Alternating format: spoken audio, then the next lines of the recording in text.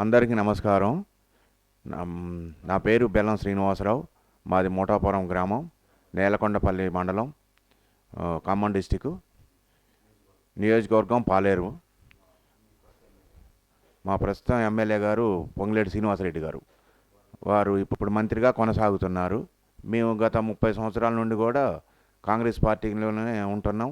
అదే కొనసాగుతున్నాం, ఆ పార్టీలోనే కొనసాగుతున్నాం. గత 10 సంవత్సరాల నుండి కూడా మమ్మల్ని చాలా టీఆర్ఎస్ ప్రభుత్వం చాలా ఇబ్బందులుగా గురి చేసింది.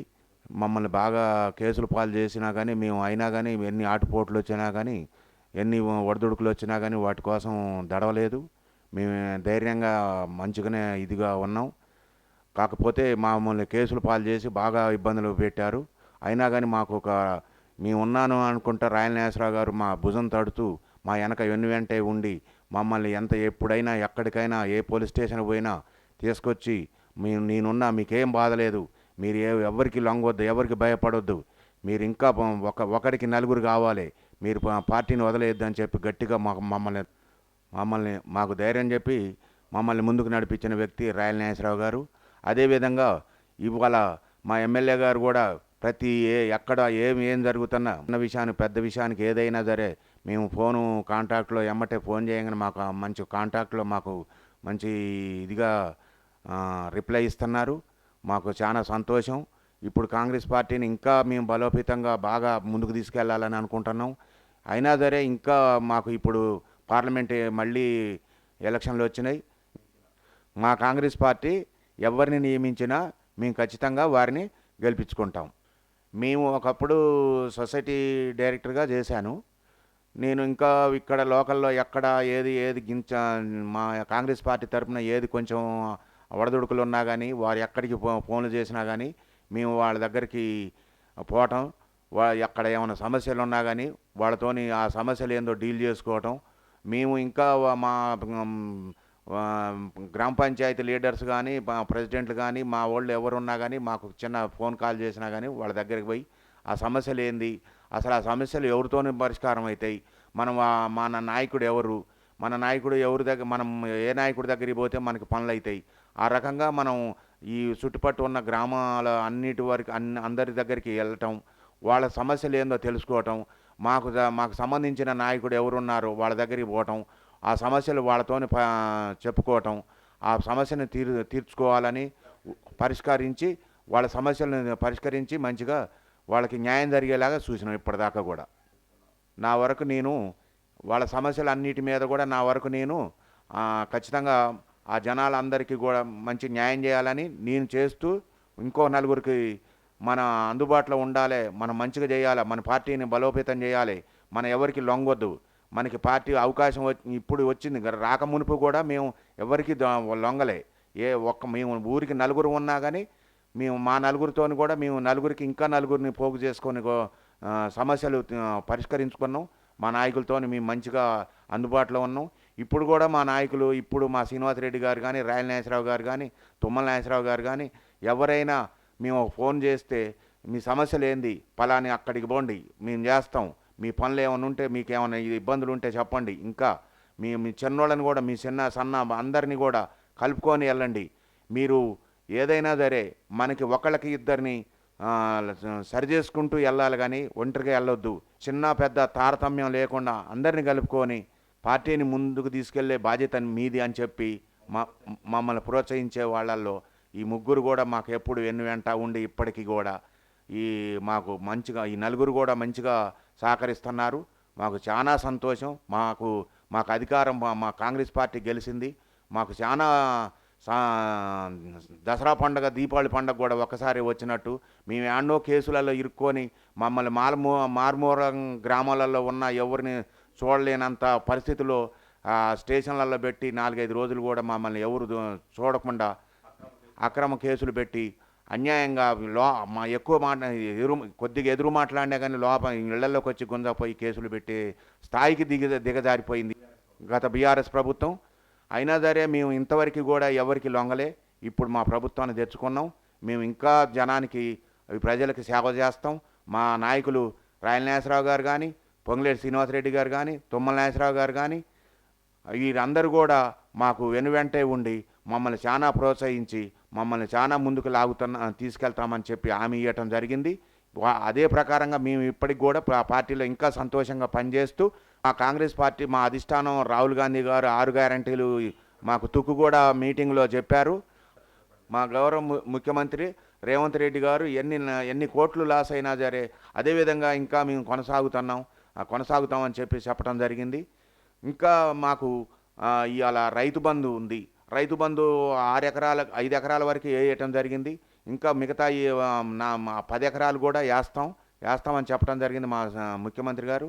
అదేవిధంగా రేపు 2 లక్షల రుణమాఫీ కూడా చేయటం జరిగింది. ఎన్నికల కోడ్ అడ్డం రావటం వల్ల అవన్నీ ఆగిపోవటం జరిగింది. అవన్నీ జనాలు ఎవరు బాధపడొద్దు. ఏమి కాదను ఈ కాంగ్రెస్ ప్రభుత్వం ఏం చేయలేదని అనుకోవద్దు. ఇంకా చేసే టైం ఉంది. కాకపోతే 100 రోజుల్లోనే ఈ 5 గ్యారెంటీలు చేసింది. ఈ 100 రోజుల్లోనే మనకి టైం లేక ఎన్నికల కోడ్ అడ్డం రావటం వల్ల ఈ 2 ఆగిపోయినాయి. ఈ 1 ఆగిపోయింది. అది కూడా మనకి ప్రకటించడం జరిగింది. మా గౌరవ ముఖ్యమంత్రి రేవంత్ రెడ్డి గారు చెప్పడం జరిగింది. వేస్తారు కూడా. రేవంత్ రెడ్డి సీఎం గారు మనకి చేస్తానన్న పని తప్పనిసరిగా చేస్తారు. ఎవ్వరు కూడా మీరు బ్రహ్మేలు ఎత్తొద్దు, మాకు అది చేయలేదు ఇది చేయలేదు. కాంగ్రెస్ పార్టీ అంటే మాట శబదం, మడని తెప్పదు, మాట తప్పదు. శబదం చేసిందంటే ఈనాడు కాదు, గాంధీ గారు ప్రభుత్వం ఇందిరాగాంధీ గారి ప్రభుత్వం ఉన్నప్పటి నుంచి కూడా పేద ప్రజలకు సాయం చేసింది. బర్రె అంటూ గొర్రె అంటూ ఎన్నో రకాలుగా మన అట్టడుగున ఉన్న జనాలందరినీ పైకి తీసుకొచ్చిన ప్రభుత్వం ఏదంటే ఇందిరాగాంధీ ప్రభుత్వం. మా మోటాపురం గ్రామ పంచాయతీ తరఫున మేము సరే ఇప్పటికైతే మేము ఇంకా ప్రెసిడెంట్గా ఎవరు అనేది ఇంకా మాకు ఏమీ సర్పంచ్గా ఏమీ ఇంకా అమలు కాలేదు. ఎవరిని నిర్ణయించుకోలేదు. రానున్న గ్రామ పంచాయతీ ఎలక్షన్లో నాకు ఒక సర్పంచ్గా అవకాశం వస్తే నేను పోటీ చేద్దామని అనుకుంటున్నా. గత అసెంబ్లీ ఎన్నికల కన్నా కూడా ఇప్పుడు పార్లమెంట్ ఎలక్షన్లో అభ్యర్థి ఎవరిని ప్రకటించినా వారికి ఇప్పుడు ఖచ్చితంగా గత అసెంబ్లీ ఎన్నికల్లో వచ్చిన మెజార్టీ కన్నా 10 రెట్లు ఎక్కువ మెజార్టీ చూపించి భారీ మెజార్టీ చూపించి గెలిపిస్తాం. ఓటర్ మహాశయులందరికీ నేను చెప్పేది ఒకటే, దయచేసి మీరందరూ కూడా ఎన్నికలు రాగానే ఒక 2,000కి 3,000కి అమ్ముడు పోదాం, వాళ్ళు నాకు డబ్బులు ఇవ్వలేదు వీళ్ళు నాకు డబ్బులు ఇవ్వలేదు. మనం ఓటుని అమ్ముకుంటే ఎప్పుడైనా మనం భవిష్యత్తులో ఎప్పుడూ పనికిరాం. మనం ఓటుని అమ్ముకున్న నాడే మన మనసు చచ్చిపోద్ది, ఆ రోజే చచ్చిపోద్ది. మనం ఎవరిని నిలవబెట్టి అడగలేము. మన నాయకుడు రాగానే మన జెండా పట్టుకొని ఎగరటం కాదు కావాల్సింది, మనం నిజాయితీగా ఉన్నామా లేదా, మనం ఎప్పుడు మన పార్టీ తరఫున పనిచేస్తున్నామా లేదా, అది మనకి కావాల్సింది. అంతేగాని 2,000కి 3,000కి అమ్ముడు పోయి ఈ మందుకు దాహం అయ్యి దానికి అమ్ముడు పోవటం ఇలాంటి మంచి పద్ధతులు కావు. ఎందుకంటే అది ఎప్పుడైతే మన మనసులోకి వచ్చిందో మన పార్టీని వీడినట్టే. అది మనం ఎప్పుడు ఆ ఒక్కటి దగ్గరికి రానివద్దు. లంచం అనేది దగ్గరికి రావద్దు. ఆ లంచం ఏంటంటే ఇవాళ ఓటేసినందుకు ఓటుకే లంచం అడిగితే రేపు ప్రతి వ్యక్తి కూడా మన ఎక్కడికి పోయినా ఏ ఆఫీసుకు పోయినా ఎక్కడైనా సరే మనని లంచం అడుగుతారు. అదే లంచం అనేది ఇక్కడ తయారవుతుంది, ఇక్కడే మొదలవుతుంది స్టార్టు. నువ్వు అది అర్థం చేసుకోవాలి. ప్రతి ఓటేసే మానవుడు ఏంటంటే ఆ లంచం అనేది నా కానించే స్టార్ట్ అవుతుంది. అది ఎందుకు స్టార్ట్ అవుతుంది? నేను ఈడ అరికట్టాలి. దీన్ని ఈడ ముందు నేను అరికడితే ఎక్కడికి పోయినా ఏ ఆఫీసర్ కాడికి పోయినా ఎక్కడికి పోయినా సరే ఏమనుకుంటారు, ఎవరన్నా 10 రూపాయలు అడగడానికి భయపడతారు. ఎందుకంటే ఆడ లంచం స్టార్ట్ కాలేదు కాబట్టి మనం స్టార్ట్ చేస్తే అది మనమే స్టార్ట్ చేసి మనమే దొంగతనం చేసినట్టు బాధపడతారు, అడగరు. వాళ్ళు భయపడి మన దగ్గరికి రారు. అందుకే మనం బాగానే ఎమ్మటే పని చేసి పెడతారు. మనం ఎప్పుడైతే మన ఓటు అమ్ముకున్నామో అందరూ కూడా మన లంచం అడిగే పొజిషన్లోకి వస్తారు.